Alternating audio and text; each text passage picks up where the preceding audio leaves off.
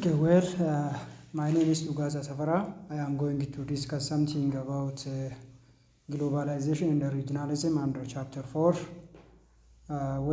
Chapter 4 is about the issue of globalization and regionalism. So the objective of the lesson, or after the completion of the lesson, student will understand one of the following points. First, conceptualize the concept of globalization and regionalism. Globalization and regionalism jechuun maal jechuudha? In another way, expose themselves with the contemporary debates on the essence and direction of globalization, plus develop a position regarding the essence and the effect of globalization. Analyze the impact of globalization on Africa, Ethiopia, and also the developing world. Explain theoretical caveats and the practice of regionalism plus regional integration. In another way, explain the mutual interaction between regionalism and globalization is one of the points that the student will understand after the completion of this chapter. Content of the unit. The unit have the following titles and lessons. The first title is about definition or defining globalization. What is globalization? Plus debate of globalization is lesson 2. Globalization and its impact on Africa, we will see it under lesson 3. Ethiopia and the globalized world, the other title. Plus under lesson 5, pros and the cons of globalization.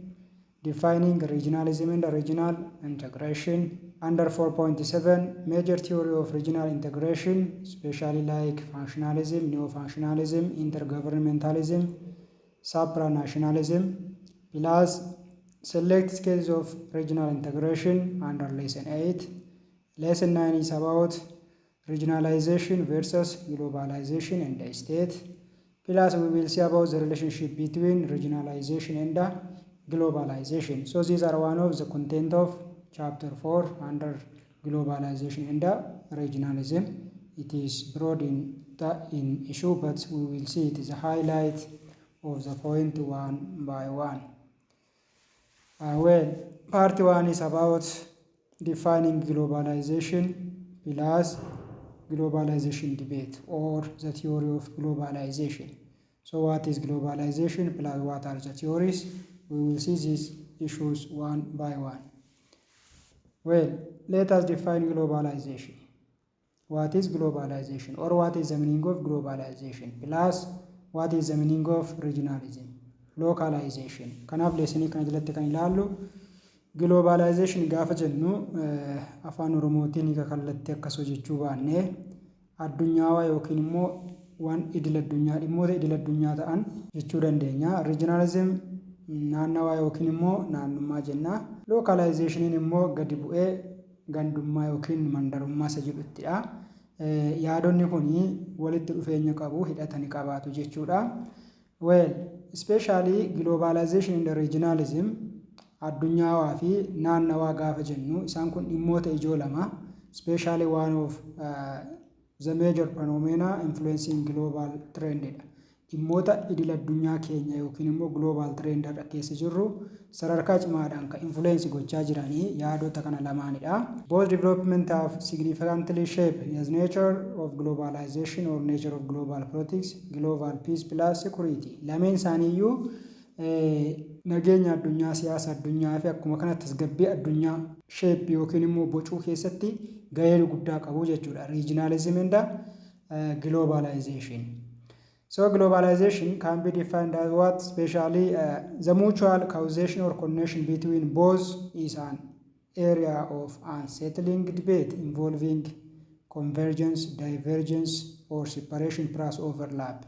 Amaga globalization and regionalism kana gaafa jennu walitti dhufeenya qabu, yeroo tokko tokko wal deeggaru yookiin qixa ta'u, yeroo tokko tokko overlap yookiin walirra ooluutu jira. Yeroo tokko tokko immoo divergence yookiin wal faallessuutu jira jechuudha. Globalization and regionalism. Globalization is often understood as a phenomena or a process characterized by what? Increasing interconnectedness or interdependence. Globalization yookiin immoo addunyaa yookiin addunyaalessa kana gaafa hiiknu maalidha? It is a phenomena taateedha yookiin immoo adeemsadhaan. Adeemsan kamii? Increasing interconnectedness. Addunyaan kun walitti dhufuun ishii karaa inni ittiin dabale yookiin immoo interdependence walitti hirkattummaan addunyaa keenya karaa inni ittiin mul'atu maanni globalization jennaan. Kanaaf globalization sirna maalitii? Sirna walitti dhufuu yookiin immoo walitti hirkachuu addunyaa kan agarsiisudha. In another way, globalization is a supra-regional process. That means beyond region there is what? There is a globalization. So it is a supra-regional process. Naannoleen kun walitti gaafa dhufan yookiin immoo naannoleedha olitti ka jiru maanni globalization. Kanaaf supra-regional process jennaan. Which bringing the world into what? Into one global village. Kanaaf sirni globalization naannoodha olitti ta'ee addunyaa kana gara mandara tokkootti ka fide yookiin immoo addunyaan kun mandara tokko akka ta'u ka taasise globalization yookiin immoo addunyaa waa ka jennu kana ta'a jechuudha. Especially the factor of globalization. Sirni addunyaalessaa kun akka inni babal'atu kan sababa ta'anii driving force warri jennu like economy, politics and technology. Isaan kun gahee guddaa taphataniiru. Economiin yookiin dinagdeen, siyaasnii fi teknooloojiin addunyaa keenya keessatti babal'achaa jiran akka sirni globalizationii kunii babal'atuuf gahee guddaa taphataniiru jechuudhaan.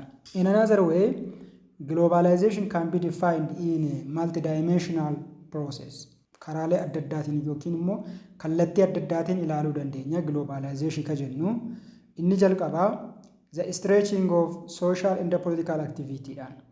Sirni hawaasaa fi sirni politikaa yookiin immoo siyaasaa karaa inni ittiin maal ta'e babal'atee jechuudhaan. Especially by crossing different states. That means events, decisions, activities in one part of the world come to have significance for what? For individual, community in other part of the world.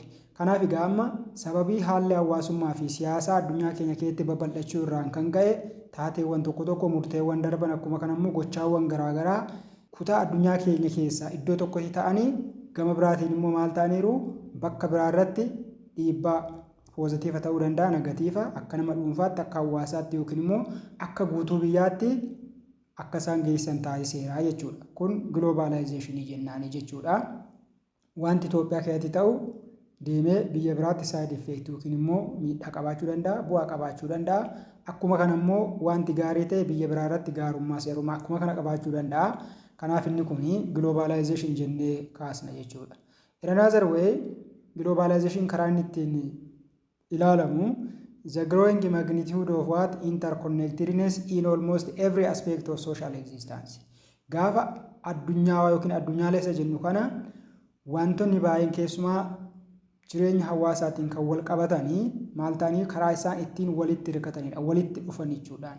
Fakkeenyaaf starting from economic to ecological, the spread of HIV AIDS, isaan kunniin globalization yookiin immoo magnitude of interconnectedness waan kaane. HIV kan inni argame jalqaba Itoophiyaa miti yookiin Afrikaa keessa miti biyyoota biraati akka saayinsii mirkaneessutti garuu karaa sirna globalization kanaan maal ta'eera babal'ateera jechuudhaan. In another way, from the intensification of world trade to the spread of different weapons. Gama daldala idil addunyaatiin immoo maaltu ta'e meeshaalee waraanaa biyya tokko gara biyya biraatti akka isaan babal'atan biyyoota hundumaa keessatti humni meeshaa waraanaa akka baay'atu taasise maanni sirna babal'achuu globalization yookiin immoo addunyaan karaa kanaatiin interconnected walitti dhufeenyi ishii cimuu isaarraan kan ka'edha. This is also one of the multidimensional process of globalization idha. The other one, the global interaction in the evolution of worldwide transport or communication jennaan. Sababii globalization kanaaf maaltu ta'e addunyaa keenya keessatti keessumaa gama geejibaatiin akkuma kana sabquunnamtiitiin plus increase the rapidity of or velocity with which ideas, news, goods, information, capital, technology move around the world. Kanaaf gama guddina teknoolojii fi akkuma kana teknoolojii quunnamtii jechuudha fi gama tiraanspoortiitiin yookiin geejibaatiin kan ka'e wantoonni baay'een maal ta'aniiru salphumatti biyya tokko gara biyya biraatti saffisa guddaadhaan akka qaqqaban ta'edha. Yaadni ta'uu danda'a, oduun biyya baargamaa dhaga'amu, wantoonni alatti oomishaman, odeeffannoowwan, maallaqni, teknoolojiin maal ta'aniiru golee addunyaa tokko gara golee addunyaa biraatti akka isaan tiraanispoortii ta'an taasifameera jechuudhaan. Kun bu'aa maaliitii globalization yookiin immoo globalization bifa kanaatiin hiikuu dandeenya jechuudha. In another way, globalization can be seen as what? The growing of intensity, extensity, and also velocity of what? Global interaction, deepening the local and the global. Insofar the local event may come to have global consequence, and the global event may come to have what? Serious local consequence. Kanaaf addunyaan keenya keessatti wantoonni adda addaa saffisa guddaadhaan yookiin immoo hammaanis ariitiidhaanis maal ta'aniiru baay'ee dabalaa dhufaniiru yookiin immoo walitti dhufeenya addunyaa keenyaa maal ta'eera baay'ee dabaleera. Keessumaa walirraa fageenya addunyaa maal ta'eera baay'ee xiqqaateera jechuudha. Maaliif jennaan salphaadhumatti as Itoophiyaa kaanii Ameerikaa ga'uun Yurooppii kaanii dhufuun ni danda'ama waan ta'eef fageenyi addunyaa keenya gidduu jiru maal ta'eera baay'ee gabaabbateera. Kanaaf taateen kutaa magaalaa yookiin kutaa biyya tokkootti ta'u taatee idil addunyaa ta'a. Taateen immoo addunyaa biroo keessatti ta'u immoo taatee naannoo tokkoo ta'uu danda'a jechuudha. Kana gaafa jennu nageenya ta'uu danda'a, waraana ta'uu danda'a, epidemic disease ta'uu danda'a. Kutaa tokkotti waan ta'u deebi'ee kutaa biyya biraatti ni ta'a jechuudha. Kanaaf addunyaa keenya keessa sababa globalizationiin wantoonni baay'ee saffisaan akka isaan babal'atan argina jechuudha. In another way, globalization embodies a process of deterritorialization. Sababii addunyaalessaa kanaaf maalidhaa yeroo har'aa biyyoonni territorii isaanii limit godhanii taa'anii jiran jechuudha. Deterritorialization daangaan hin jiru jechuudha biyyoota garaa garaa gidduu. Plus, social, political and economic activity are increasingly stretched across the world or across the globe. Dhimmi hawaasummaa, dhimmi siyaasaa fi dhimmi dinagdee maal ta'aniiru addunyaa keenyatti babal'ataniiru jechuudha. Positiivlis negatiivlis haa ta'u. Kanaaf har'a biyyi daangaa ishee cufattee teessu hin jirtu jechuudha. In another way, in the globalized world, territorial border no longer demarcate. Kanaaf addunyaa keessa jiru kanatti daangaadhaan yookiin immoo biyyi border ishee demarcate yookiin immoo murteessitee dhorkitee jirtu hin jirtu jechuudhaan. So no longer demarcates the boundary of what? National economy plus or national political space, and the constraint of social action and the exercise of power is what? Declining. Kanaaf biyyi siyaasa ishees dinagdee ishees akkuma kana dhimma hawaasummaa dhimma aangoonis kan wal qabatu ko'uma ishee daangaa ishee qofa keessatti shaakaltu yookiin immoo of daangessitee jiraattu hin jirtudha. Isaan kun maal ta'aa dhufaniiru hir'achaa dhufaniiru jechuudhaan. It is because of what? Globalization. For example, many university company based is a headquarter in what? In Europe. Fakkeenyaaf abbootiin kaampaanii biyya Ameerikaa jiraatanii headquarteriin yookiin immoo teessoon kaampaanii isaanii eessaa Yurooppiidhaan. Kan isaan jiraatan eessa? Ameerikaadha. Ameerikaa keessa ta'anii headquarter yookiin immoo teessoo kaampaanii isaanii immoo eessaa qabu? Yurooppii qabu jechuudhaan. Kanaaf kun maal agarsiisa? Wantoonni baay'een akka isaan diippeen ta'aa dhufan jechuudha. These are one of the issue of globalization or definition of globalization jennaani. The other one is the debate of globalization. Amma gaa sirna globalization yookiin immoo sirna addunyaawaa jennu kana gaafa kaasnu wal falmii guddaatu jira jechuudha. Globalization jechuun maal jechuudha? Akkamitti hiikama? Yookiin immoo sirni globalization sirna addunyaalessaati moo sirna naannoo tokkooti moo yookiin immoo sirna mandara tokko qofarratti xiyyeeffatudha? Ka jirurratti wal falmii yookiin dibeetii garaa garaa jira. Akkuma kana different theoretical perspective jira jechuudha. Theoriiwwan yookiin immoo yaadrimeewwan garaa garaatu yaada globalization jedhu kana ibsa jechuudha. So it is better to discuss the different elements or dimension of globalization. Dimension of globalization kan yeroo baay'ee political dimension, social dimension, technological dimension, economic dimension jedhanii yeroo baay'ee ni kaa'ama. But here nu kan ilaallu garuu asitti maanii dibeetiidhaan, theoryidhaan. So there are debates to the direction, the nature and the effect of globalization. Amma gaa globalization ka jedhu kuni kan inni hammatu biyyoota akkamiiti? Haalli uumama isaa immoo akkuma kana dhiibbaan isaa maali ka jedhu irratti maaltu jira? There are debate, wal falmiitu jira jechuudhaan. In short, there are three perspectives or theory of what? Globalization. Kanaaf mee theoryiiwwan yookiin perspective or yaada yookiin assumptionoota gurguddoo sadi ilaalla. Hyperglobalist, skeptics and transformationalist warri jennu kuni one of the theory of globalization jennaani. So these three perspective or we give what? Response to the question of what is new about globalization, what are its political consequences for sovereign statehood ka jedhuuf maalidha deebii kennuu jechuudha. Yaadni globalizationii haaraa maalidha? Akkuma kanammoo bu'aan isaa keessumaa dhimma siyaasaa fi dhimma birmadummaa biyya tokkoo irratti dhiibbaanii fi faayidaan inni qabu maali ka jedhu irratti yaadonni yookiin perspektiiviin kun yaada garaagaraa qabu. So it is better to see them one by one. What is the idea of hyperglobalist? Hyperglobalistiin kun xiyyeeffannoon isaa maanni haguma sirni addunyaalessaa yookiin globalizationin babal'atu achi keessatti immoo roolii katabatan eenyudha? Globalization mataa isaa fi ikoonomiitu gahee guddaa taphataa jedha. Maaliif sovereign statehood yookiin immoo dhimma biyya tokkoo keessatti ka gahee taphatan globalizationii fi ikoonomiidha jedheetu ka'a yaada isaa bal'inaan ilaalla. Hyperglobalist gama biraatiin maal jennaani? Neoliberal jennaan. So neoliberal globalization today define a new epoch in what? In human history, in which nation state become what? Outdated to regulate their economy and the boundary jedheeka. Keessumaa sirni globalizationii kuni addunyaa keenya har'aa keessatti yookiin immoo seenaa dhala namaa keessatti wanta haaraa tokko fidee dhufeedhaan. Innis maanni nation yookiin immoo biyyoonni maal ta'aniiru daangaa isaanii to'achuu yookiin immoo ikoonomii isaanii regulate gochuu ala ba'aniiruudhaan. Sababii globalizationiitiif maaltu dhufee free marketing. Free marketing dhufee jechuun sirna gabaa bilisaatu jira jechuudha. Gama biraatiin daangaan biyyoota garaagaraa salphumatti maal ta'a? Seenamaa jechuudha. Yookiin karaa meeshaalee yookiin immoo karaa information yookiin immoo karaa neetwoorkii karaa garaagaraatiin ta'uu danda'a salphumatti seenamaa jechuudha. Kanaaf globalization maal fidee seera dhala namaa kana keessatti biyyoonni dinagdee isaanii fi daangaa isaanii daangessuu akka hin dandeenye fideedhaan. This will privilege the economic over political, the market over state and prefigures the decline of what? State. Walumaa gala aangoon isteetii maal ta'eera? Kufeera, decline ta'eera. Maaltu humna qaba ree? Dinagdeetu humna qaba. Dinagdeen siyaasa caala humna qaba. Gabaan immoo isteetii caala maal qabaadha? Humna qabaa jechuudha babal'achuu irratti. Kanaaf kana hundumaa gaafa laallu maanni ree? Political decline akka ta'e yookiin immoo state rooliin maal ta'e? Gaheen isteetii decline akka inni ta'e daangaa isaa ikoonomii isaa wantoota kanaan wal qabatan guutummaa guutuutti to'achuu hin dandeenye. Kanaaf globalizationiin keessatti roolii katabatu maanni ikoonomiidha.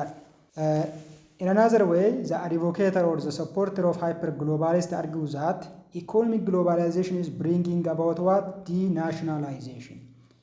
Sababii economic globalizationiitiif biyyoonni maal ta'aniiru keessumaa dhimma biyyaalessa isaanii to'achuu dadhabaniiru. Denationalization. Dhimma biyyaalessummaa yookiin dhimma guutuu biyya isaanii ilaallatu maal gochuu hin dandeenye? To'achuu hin dandeenyedhaan. Or gama biraatiin maal jechuudha? Deterritorialization. Daangaa isaanii to'achuu hin dandeenye. Maaliif jennaan oomishni garaagaraa production, daldalli, finance isaan kun maanni salphumatti biyya biraatii gara biyya tokko keessa seenu. So there is what? Denationalization and deterritorialization of economy jedhaniitu kaa'u jechuudha. In this borderless economy, national government are what? Relegated to little more than transmission belt. Amma gaas keessatti isteetiin yookiin governmentiin gaheen isaa maalidha?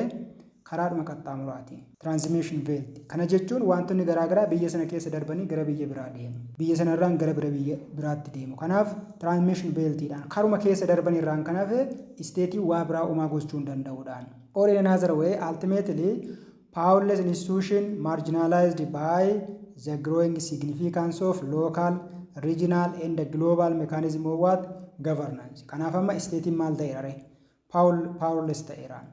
Humna baay'ee hin qabu jechuudha. Kanaaf dhimmoonni lookaalii haa ta'u, riijinaalii haa ta'u, giloobaalii haa ta'u maal ta'aniiru achi keessa darbu jechuudhaan babal'ataniiru jechuudha. Keessumaa humna aangoo isteetiitii ol maal ta'aniiru ta'aniiru jedhaan wantoonni numti lookaal yookiin immoo riijinaal jennee nuyi kaasnu kuniyyuu jechaanii jira. In another way, hyperglobalists share that economic globalization is bringing about the decline of what? State. Akkuma dura kaasne economic globalization yookiin immoo sirni dinagdee addunyaawaa yookiin addunyaalessa haguma babal'atu rooliin isteetii maal ta'e? Decline ta'e kufaa dhufe jechuudha. To'achuu hin dandeenye yookiin ittisuu hin dandeenyedhaan. This means in another way, thus for the hyperglobalist, the authority and the legitimacy of states thereby is what undermined. Kanaaf aangoonii fi humni isteetii maal ta'eerare daangeffameeraadha. To'achuu hin dandeenyedha. As the national government become increasingly unable to control the transboundary movement flow of what? Goods, services, ideas, and different socio-economic activity inside their border. Kanaaf egaa isteetiini humna dhabuusaa irraan kan ka'e sababii globalizationitiif maal ta'eera wanta daangaasaa keessa qaxxaamuranii darbanii fi biyya isaa seenan to'achuu hin dandeenye. Fakkeenyaaf meeshaalee alaa galan, sarvisoota garaagaraa kan wal qabatan, yaanni garaagaraa ni seena. In another way, dhimmoonni socio-economic activity yookiin dhimmoonni dinagdee hawaasummaa ta'an maal ta'u salphumatti daangaa biyya sanaa qaxxaamuranii biyya sana keessa seenu yookiin immoo biyya sana darbanii biyya biraa deemna. Kanaaf the authority and the legitimacy of states what undermined dha. Kanaaf maaltu gahee guddaa taphatee biyya tokko keessatti globalizationii fi ikoonomiin gahee guddaa taphatu jedheetu hyperglobalistiin yaada isaa ka'a jechuudha. Furthermore, the hyperglobalist claims that economic globalization is generating a new pattern of what? Loser as well as winner in international economy. Sababii economic globalization kanaatiin maaltu ta'ee kan loser yoo ta'ani sirna gabaa addunyaa keessatti yoo dhaban yookiin immoo yoo kisaaraa keessa galan warri kaan immoo maal ta'anii winner yookiin immoo warra bu'aa buufatan ta'ee jechuudha. Amma gaa globalizationii keessatti economic globalization maaltu jira jennee isteetiin daangaa isaanii to'achuu hin dandeenye meeshaaleen garaagaraa salphumatti gara biyya tokkoo seenu. Kana jechuun kan meeshaa baay'inaan gara biyya tokkootti erge bu'aa buufatee gala. Inni kaan immoo maal ta'a gabaa kana keessa kasaaree yookiin immoo bu'aa malee ta'ee gala jechuudhaan. Kuni economic globalization matu fide kanaa jedhaan. The already existing South and North gap has been considered as acronym as a new international division of labor emerged with more complex economic configuration of what? Economic power. Keessumaa garaagarummaan yookiin the gap between South and the North immoo maal ta'eeraadha? Xiqqaateeraadha. Maaliif jennaan international division of labor keessatti yaa humni nama baratee iddoo kamiyyuu deemee hojjechuu danda'a. Kana jechuun biyya sooressaas haa ta'u biyya hiyyeessaa haa ta'u barnoota qabaatee jennaan ogummaa qabaatee jennaan iddoo kamuu yoo deeme qixa kamiyyuu hojjechuu danda'a akkuma nama kamiyyuu. Kun immoo maanni North South'n gaappiin isaanii xiqqaataadha. Gama biraatiin free marketidha. Globalizationiin jira jechuun wantoonni salphumatti bakkaa bakkatti socho'u. Kana jechuun warri hiyyeeyyiis gama biraatiin maal ta'u waan qaban oomisha isaanii gabaatti baasanii gurguratanii bu'aa buufachuu danda'u. Sooreyyiinis akkuma kana. Kanaaf the South and the North gaappiin maal ta'aadha? Ni xiqqaataadha sababii kanaatiin. In another way, the competition or the competitive nature of the market would bring a new economic class of what? Winner and the loser. Akkuma gara oliitti kaasne economic globalization keessa maaltu jira? Dorgommiidhaan. Competitive nature of market tu jira. Wal dorgomuu jechuudhaan. Kanaaf dorgommiin cimaan gaafa jiraatu immoo akkuma sitti kaasne maal dharee inni oomisha isaa bal'inaan gabaatti ergate ni fayyadama bu'aa buufata inni kaan immoo maal ta'aree luuzirii ta'a. Kanaan challenge ka ta'u immoo maalidha? Isteetiidha jechuudha. Maayifi ni daldaalu gaafa jennu biyyatu daldaalonni biyya bakka bu'anii ka daldaalan jiru. Namoonni daldaalan sun immoo bu'aa buufatan jechuun gama biraatiin bu'aa biyyaati jechuudha. Kanaaf biyyas keessatti maal taati? Luuzirii yookiin immoo wiiner taati jechuudhaan. Kun immoo sababii maaliitiin ka'ee? Sababii free market economy'dhaan keessumaa warra liberalismii maalidha? In globalization the market should be free'dhaan. Sirna gabaa bilisaati. Sirna gabaa bilisaa keessatti immoo qaamni kamiyyuu itti bahee gurguratee bitatee bu'aa buufatee yoo dhibe immoo kasaaree kan itti galudha jechuudhaani. So hyperglobalist further argues that globalization is imparting new liberal idea and implant culture of modernization by replacing traditional culture, having an impetus toward creating new global order marked by uniform cultural value or way of life.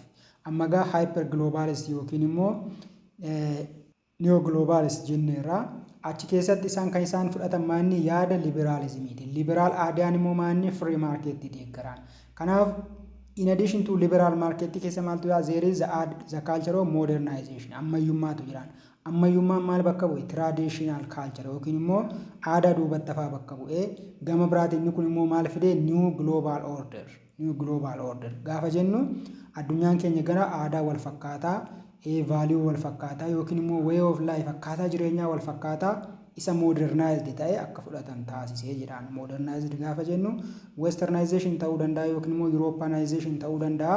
Kanaaf sirni globalizationii yaadota haaraa akka kanaa fidee dhufee jedheetu hyper globalistiin gahee globalizationii fi ikonomii matumtisaa taphatu kaasa jechuudhaan.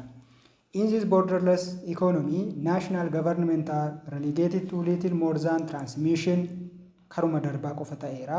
Kanarraan kan hafe wanta biyya isaa keessa darban baay'ee isaa to'achuu akka hin dandeenye tuqnee turre jechuudha. In another way, hyperglobalization shares that economic globalization is bringing about decline of state dha. Gaheen state kufaa dhufeera to'achuu hin dandeenyedha. In another way, the authority and the legitimacy of the government beekaawwaat undermined jennee ilaalleerra. Wantoonni baay'een salphaadhumatti daangaa biyya tokkoo keessa qaxxaamuranii gara biyya biraatti akka isaan darban kana gaafa jennu yaada ta'uu danda'a, mi'oota ta'uu danda'a, wantoonni garaagaraa salphumatti biyya tokko keessa akka isaan darban. So walumaa galatti gaheen isteetii maalidha akka inni daangeffame kaasa jechuudha hyper globalistiin. That is all about the hyper globalist idea. The second debate or theory or perspective of globalization is called as skeptics. Skeptics focus on what? State role. Amma hyper globalist jalatti maal jenneera focusing isaanii globalization fi economy-tu gahee guddaa taphataa sirna idil addunyaa keenya keessatti jedhaan. Skepticsiin immoo maalidha? No, state dhumadha. Biyyuma mataa isaatii malee globalization somaa miti, economic jennu somaa mitiidhaan. Well, gama biraatiin skepticsiin yaada hyper globalist guutummaanis jechuu dandeenya maalidha? Ni falmachuudha. Sirrii miti jedhee fudhataan. Okay. Skeptics do not accept the very idea there exists transformation in the global production, distribution of resource, be it capital, labor, good or service in fudhatu jechuudha yaada kana. Keessumaa addunyaa keenya keessa transformationiitu jira sadarkaa idil addunyaatti gama oomishaatiin, gama raabsaatiin, maallaqaan, humnaan, meeshaa fi tajaajilaan jijjiiramatu jira ka jedhu hin fudhatu. Homaa jijjiiramni hin jiruudha gama biraaniin. The skeptics reject the view of what? Super globalist or hyper globalist as what? As a mice. Yaada hyper globalistiin dura kaasaa ture akkamitti ilaalaa akka oduu durii yookiin oduu afaanii. Mice. As flamed, politically naive, since it is underestimate the power of the national government to regulate international economic activity. Sobadha, mitidha. Yaani hyper globalistiin rooliin isteetii yookiin immoo gavarnimentii aangoon isaa maal ta'e limitii ta'eera ka jedhu no ammayyuu taanaan aangoon isteetii maal hin taane undermined hin taaneedhaan. Kanaaf wanta hyper globalistiin jedhu maal dharee that is native wanta siyaasaan qabameedhuma haasa'urraan kan hafe waan qabatamaa hin qabudhaani. So for them rather than bringing out of control the force of globalization which is synonymous to what? Internationalization. Globalization wanti jennu kuni waanuma addaan qabudha. Maali dharee internationalizationidhaan malee globalization hin jennuudhaan. Gama biraatti maal jechuudha? Very much dependent on what? The regulatory power of what? The state to ensure the continuation of what? Economic liberalism. Internationalization gaafa jennu globalization kun waanuma sadarkaa biyyaalessaatti jirudha. Sadarkaa biyyaatti waanta jirudhaan. Biyyumatu maal ta'e? Sirna liberaal economy kana fudhatee internationalize godherraan kan hafe globalized ta'ee wanti lookaalitti oomishamu yookiin immoo wanti naannoo tokko ka guutuu addunyaa waan ta'e hin qabu. Tarii dhimma biyyaalessaa ta'uu danda'aadha yaanni isaa. So state are central actor and the agent of globalization playing a central role in shaping and also regulating the economic activity including the transboundary flow of what? Idea, good and the peoples. Amma under hyper globalist we say what? The role of state is what? Undermined jennin. But here no jedha skepticism. State are the central actor. Waanuma kam keessatti yoo ta'u state yookiin biyyi gahee guddaa taphata. Agentiidha siidha. Rooliin state maal hin taane hin daangoomne. Inumayyuu wanti to'annoo state ala bahee hin jiruudhaan. Everything we did not outside of what? The state control. Wanti kamiyyuu daangaa biyyaas wanti cabsee darbee hin jiru. Yaanni isaa ta'u meeshaan achuma to'annoodhuma state jala jiru. jedheetu yaada isaa kaasaa. In another way, skeptics also undermine the view that The world is interconnected and moving into village, whereby there exists a free flow of good and service, investment and the calculation of money from one corner of the world in another. Ammagaa yaada kana fudhatu. Maayidhaa addunyaan keenya interconnected yookiin immoo gama hundumaatiin walitti hidhattee jirti. Gara mandara tokko ta'uutti deemaa jirti ka jedhee hyper globalistiin kaase kanan fudhatu. In another way free flow of good and service tu jira no hin jiruudhaan. It undermined.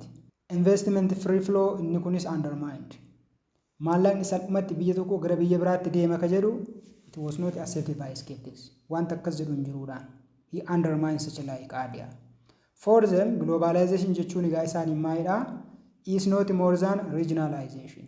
That is being manifested in the emergence of financial and trading bloc in Europe, European Union, in North America trading blocks like NAFTA, plus Asia or Asia and to some extent in Africa Union jechuu dandeenya. Amma gaa globalization isaaniif maalidhaa regionalization irra hin caalleedha. Inuma globalization wanti jennu wanta addaan jirudha. Addunyaan keenya globalized hin taanedha. Maal taateree regionalized taate naannoodhumaan dhuftee maal taate bilookii uumteedhaan faayinaansiidhaan isaa ta'u dhimma kamiinuu addunyaan garamitti deebitee gara naannummaa regionalization kunoo European Union yoo laalle naannummaadha aardii Eurooppaa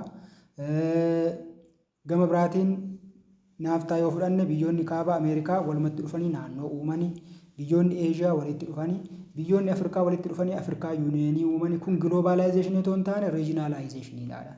So globalization is not more than regionalization jedheetu ka'a. Kanaaf addunyaan mandara tokkotti wanti dhuftee hin jiru maal taatere achumatti naannoo hundeeffattee jedheetu yaada isaa ka'a. So for that matter skeptics argue that there is no free flow of what good and service. Meeshaa dhumti salphaatti biyya tokko gara biyya biraatti akka fedhetti yaa'u hin jiruudhaan. Resources akkasuma. No free flow of technology. No free flow of finance at global level. Instead we are what regional based globalization. Sadarkaa idil addunyaatti wanti maallaqni salphumatti meeshaaleen teeknooloojiin yaa'aa jiru hin jirudha. Akkamitti yaa'aree regional based globalization. Fakkeenyaaf European Union yoo fudhanne European Unionii yuuroo fayyada. Yuuroon eenyuuf gargaara? European Unionii dhumaaf. So financial flow kun eenyuufi European Unionii qofaadhaafi. Kanneen biroos akkasumarraan kan hafe wanti globalized ta'e hin jiru jedhanii falmuu jechuudha. In another way, the skeptics thus do not believe that globalization would help to narrow the economic and the technological gap that is still prevailing between the global north, that means developed country, and the global south, developing nation. Hyper globalistii jalatti maal jennee turre? Sababii guddina globalization irraan kan ka'e economic globalization keessumaa garaagarummaan warra north fi south maal ta'ee dhiphachaa dhufee jenna. The gap between the north and the south become narrow jedha. As gaafa dhumnu no nothing jedhaan.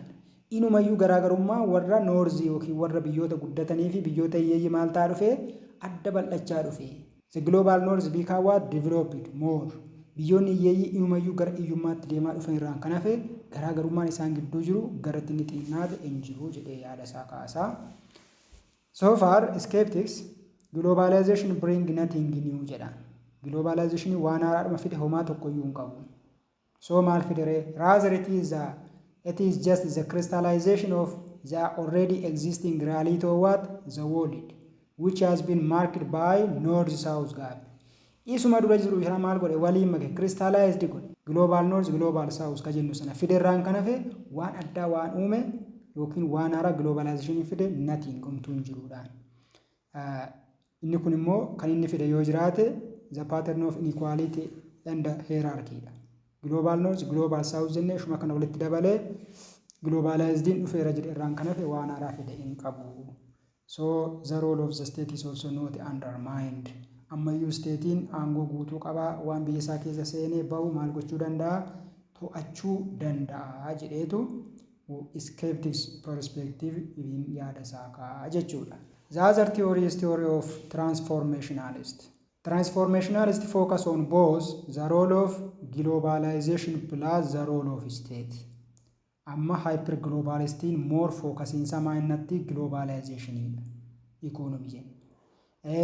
Skepticsiin immoo maalirratti jenneerraa state roleidha. As gaafa dhufnu garuu lachuu isaati. No.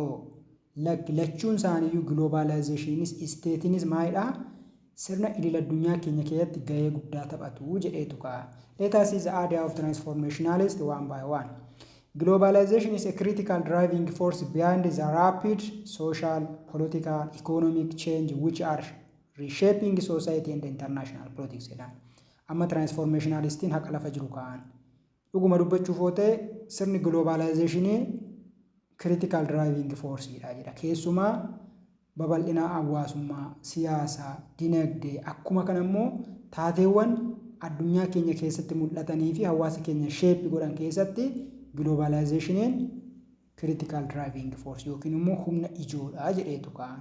In another way, the contemporary process of globalization, government and the society across the globe are having to adapt to a world in which there is no longer clear distinction between the international and the domestic affair. Kanaaf yeroo ammayyummaa yookiin yeroo ammaa kana keessa sababii sirna globalizationiitiif maaltu dhubeera?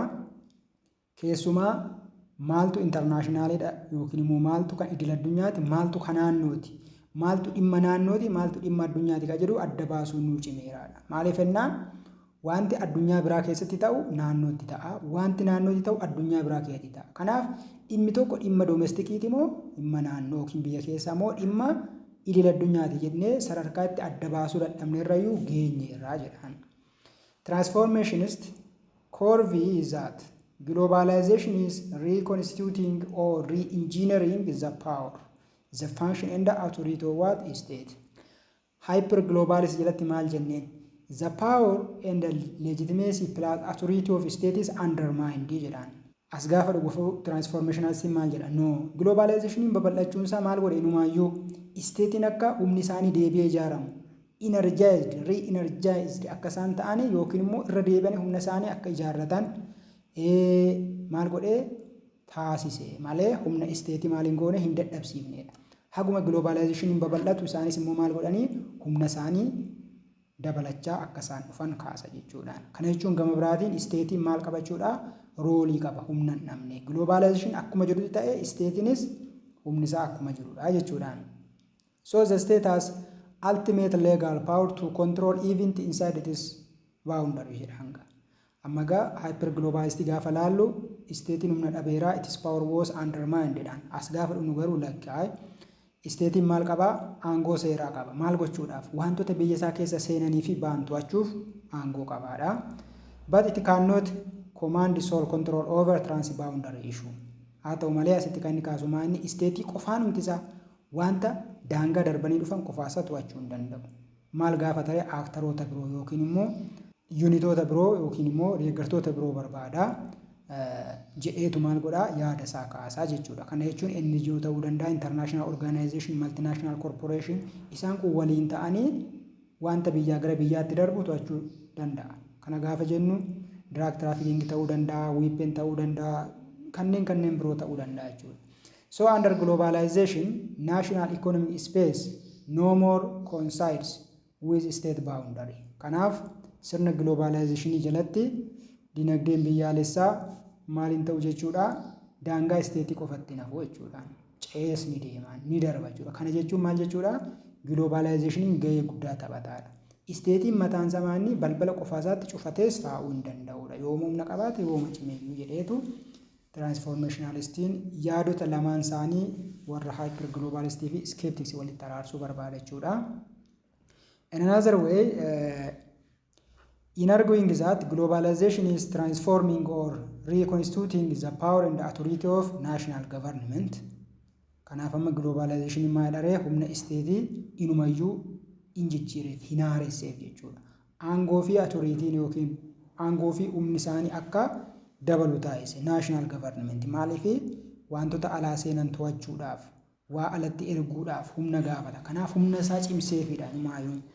However, they reject both amma gaaddoo kanatti yaada hyperglobalistii fi yaada skepticsii keessaa immoo kan inni hin fudhanne tokkotu jira. Transformationalistiin yaadota warra kaan walitti araarsu yookiin fudhatee yaadota kana hin fudhatu. Hyperglobalistii keessaa kan inni hin fudhanne maadha? The end of the sovereign state ka jedhuun fudhatu. Hyperglobalistiin maal jedheera? Sovereignty of state was ended. The power of state was underlined jedheera. Humna dhabeera isteetiin isa kanan fudhatu. Transformationalistiin hin fudhatu. As well as yaada skeptics keessaa immoo kan inni hin fudhanne nothing much has changed. Maal jedhe skepticsiin? Nothing is changed. Wanti haaraan dhufe hin jirudha. Sababii globalization wanti haaraan dhufe hin jiru isa jedhe hin fudhatu. Maaliif ennaan sababii globalizationiitiin wanti haaraan baay'eetu dhufe waan ta'eef jedhaan. Instead, they assert that new sovereignty regime is displacing traditional conception of state power as an absolute, indivisible, territorially exclusive power. Kanaaf egaa keessumaa biyyoonni baay'een birmadummaa isaanii maal godhaniiru? Yaada moofaa isa duraatiin maal godhaniiru? Yaadota moofaa yookiin duubattafaatiin maal godhaniiru? Bakka buusaniiru jechuudha. Yaadota moofaa gaafa jennu state poweriin absolute isa jedhu guutummaa guutuutti isteetii qofti control godha ka jedhu kan hin hiramne isa jedhan territorially exclusive ka jedhu kana maal godheera? Duubattamisee jijjiiree sana booda yaadota haaraa yookiin immoo yaadota birmadummaa haaraa biyyaa ka jedhuun bakka buuse. Birmadummaa haaraa gaafa jennu isteetiin sun guutummaa guutuutti daangaasaa cufee ta'a otoo hin taane bifuma seera qabeessaatiin maal ta'a? Balbala isaa banee biyyoota biroofaan akkaataatti waliin daldaaluu danda'u, akkaataatti aangoollee qooduu danda'u, isaan kana yaada fidee dhufee jedha. Accordingly, sovereignty today is the best understood as what? Less territorially defined barriers than bargaining resource for political characterized by a complex transnational network. Ammagaa yeroo har'aa kana sovereignty yookiin immoo birmadummaa gaafa jennu birmadummaan maanni biyyi tokko guutummaatti daangaa cufatti toon taane barriers yookiin immoo less trade barriersiin jiraachuu danda'u. Wanta arge akkuma argetti biyya sanan seenu kana jechuun taaksiin jiraatu taarifiin jiraachuu danda'a yookiin immoo meeshaalee waraanaa yookiin immoo weapons drug trafficking isaan kana maal gochuu dandeessi? Haga tokko ofirraa daangessuu dandeessi. Gama biraatiin immoo bargaining resourceetu jiraan. Kana gaafa jennu biyyi tokko waan ofii hin qabne qabeenya hin qabne alaa fidatti kan ofii ishii qabdu immoo maal gooti? Gara alaatti ergiti. Kanaaf har'a addunyaa keenya keessa maaltu jira ree? Wantoota akkas kompleksii ta'antu jira jechuudha. Addunyaan keenya kanaan walitti hidhamtee jirti yooma birmadummaa qabaatte iyyuu jedheetu ka'a. So under globalization there are non-state actors like multinational corporations, transnational social movements, international regulatory agencies. Isaan kun ni jiru jedha sirna globalization keessatti. Kana jechuun isteetii qofa otoo hin taane warri kunis multinational corporation akkuma akka international organization ejentoonni garaagaraa roolii isaanii taphatu. Kanaaf globalization gaafa jennu that is the complex yaada wantoota baay'ee kan of keessatti qabatudha jedheetu transformationalistii yaada isaa kaa'achuudha. In this sense, world order can no longer be conceived as purely state-centric. Kanaaf egaa kanarraa wanti hubannu maalidha? Yeroo har'aa kana isteetii yookiin immoo addunyaan keenya yookiin world orderiin maal ta'uu hin dandeessu? State-centric ta'uu hin dandeessu. Isteetii qofatu roolii taphata jechuu hin dandeenyudhaan. Maaliif jennaan akkuma malaallee multinational corporation, international organization roolii ni taphatu. Or even primarily state managed as authority has become increasingly diffused among public and private agencies at local, national, regional and at global level. That means downward, upward and sideways. Ammagaa isteetiin sovereign mayyuu yoo ta'e garuu maanni state centric miti. Wanti kamiyyuu isteetii qofa irratti ka focus ta'e miti. Aangoon hin qoodama. Aangoon uummata gidduutti qoodama. Tarii private illee ta'uu danda'a. Naannoodhaaf, sadarkaa biyyaa, regionaaliidhaaf illee aangoon kennamu ni jira. Global levelitti illee aangoon qoodamu ni jira jechuudha. Sanirraan kan hafe biyyi guutummaadhumatti balbala ofii cufattee bakki isheen itti jiraattu hin jiruudhaan jechuudha. Kanaaf aangoon downward gara gadiittis gara oliittis gara bitaa gara mirgaattis maalidha qoodamuu danda'a. Fakkeenyaaf amma Itoophiyaan biyya sovereign taate yoo taate wanti ishiin qooddu jira idil addunyaatiif. Maaliif United Nation irraa aangoowwan dhufan yookiin murteewwan darban jiru. Murteewwan darban sana maal gooti? Dirqama fudhattee hojiirra oolchite jechuudha. So kana jechuun gama biraatiin maanni guutummaatti wanti isheen absolute power godhattee waan alaa dhufu defend gootee itti fuftu mitiidhaan. Kana jechuun globalization maanni roolii inuma taphataa jedheetu yaada ka'a. So this does not mean that the power of national government is necessarily diminished.